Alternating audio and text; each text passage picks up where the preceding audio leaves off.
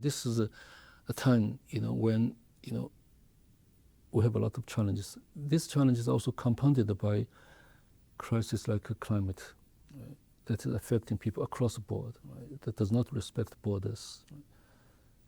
Unregulated migration is clearly a challenge to many societies, right, to countries.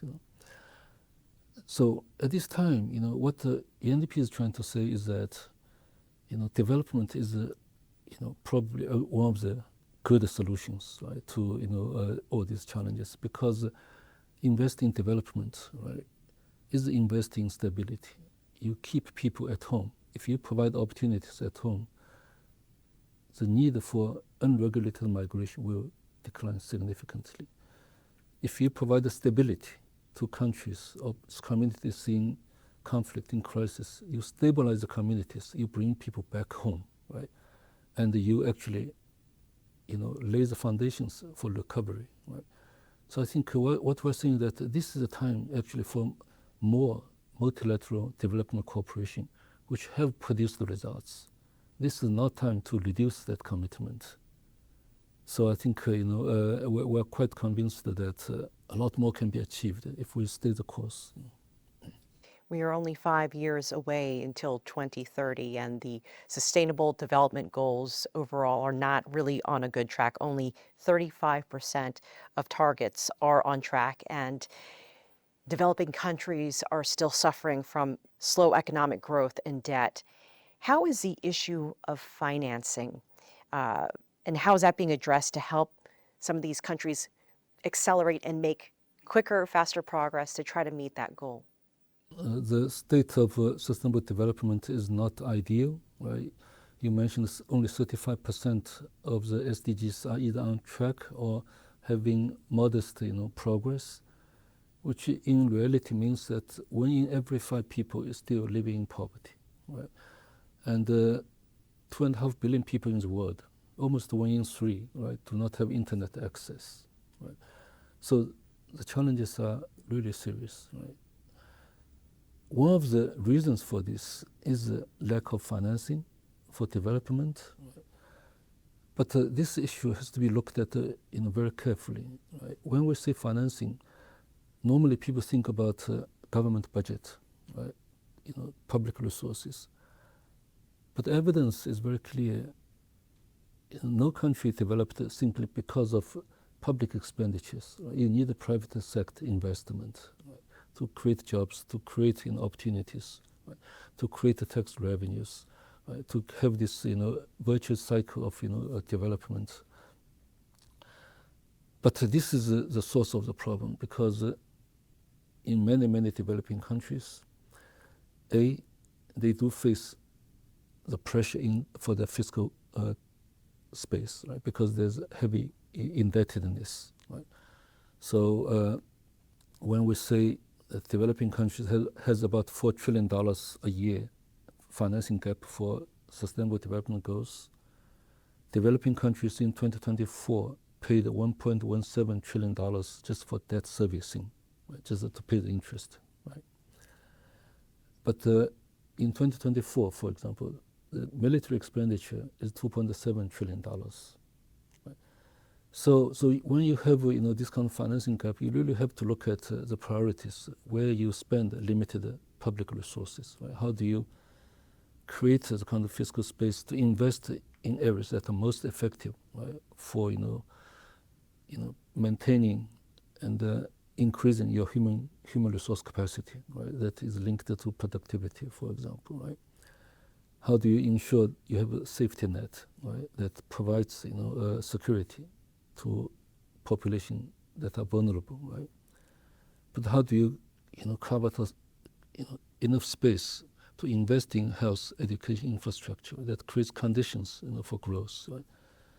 So this is one. Then how do you help private sector to align their investment to your national development objectives? Because depending on the level of country's development, up to 70 or even more percentage of financing has to come from private sector to stimulate economic growth. But the private sector will invest for financial return, right?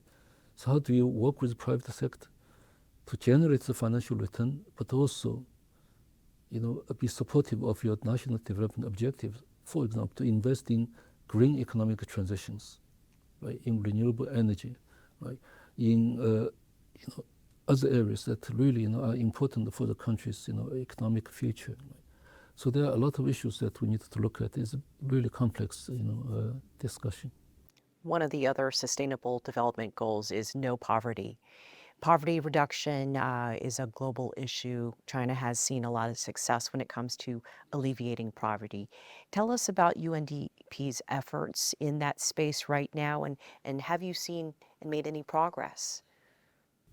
Poverty reduction is a result of really a lot of development effort, right? It's, if you invest in education, right, you create a capable workforce, right, that can earn a decent income, right? Therefore, reduce poverty, right? If you invest in healthcare, for example, you provide a healthy population, right?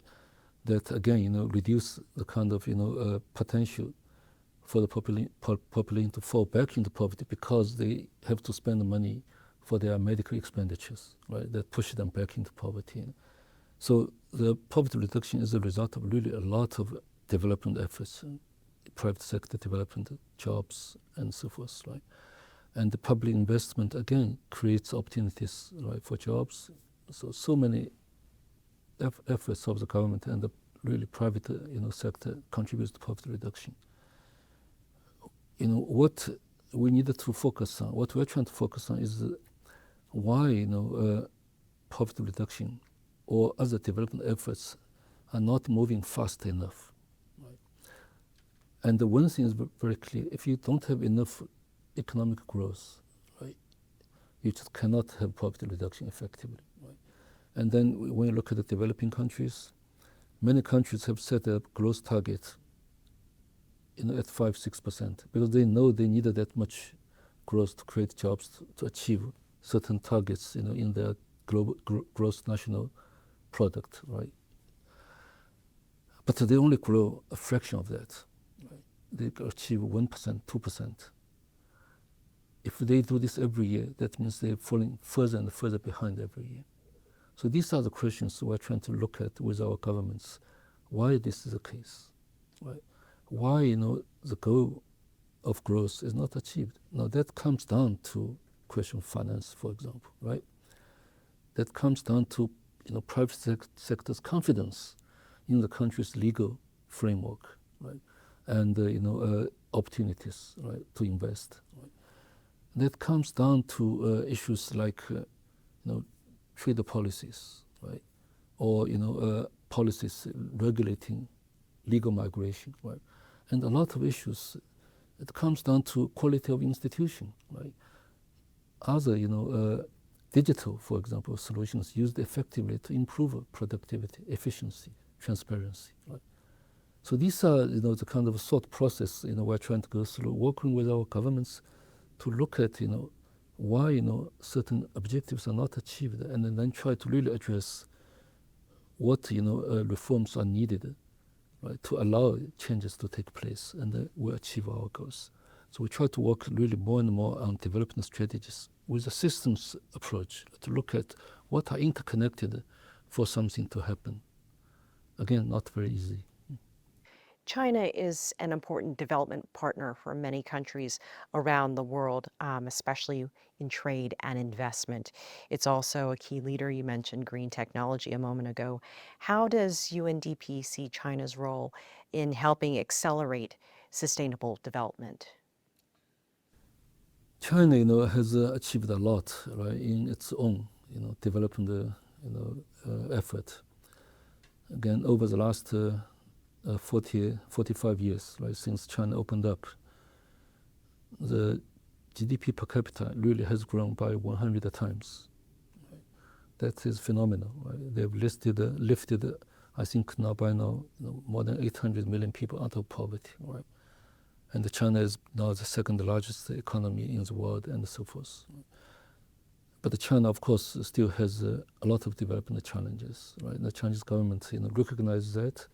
They're using their 5-year planning instrument, right, to, address these remaining challenges, such as, regional imbalances, right? That still needs attention. The inequalities, right? Stratification in society that still require a lot of attention because this can be a source of instability in society, right? The Chinese government has recognized the value of ecosystem services, right? So they are investing very heavily to restore, ecosystem that just partially damaged, over the last, few decades, right? So I think, the government wants to focus more and more on, quality development, right? Quality of life, issues. So I think, ENDP can continue to play that role, right? To work with our governments, to be a, second opinion provider probably, because the government of China is very capable, right, in looking at their strategies. But I think we can, be a second opinion provider, right? Be a source of consultation, right? And bring international experience and practices, right, to help. And so the experience of China, over the last 45 years, you can say partly is a try and error. Right? They are traveling on a path that no other country has traveled. Right? So there's no precedent. So they really have to, look at the issues, come up with, options, solutions, and not all solutions worked as expected. Right? So they correct, these, mistakes, but then, come up with the right approach, right, and achieve results at the scale.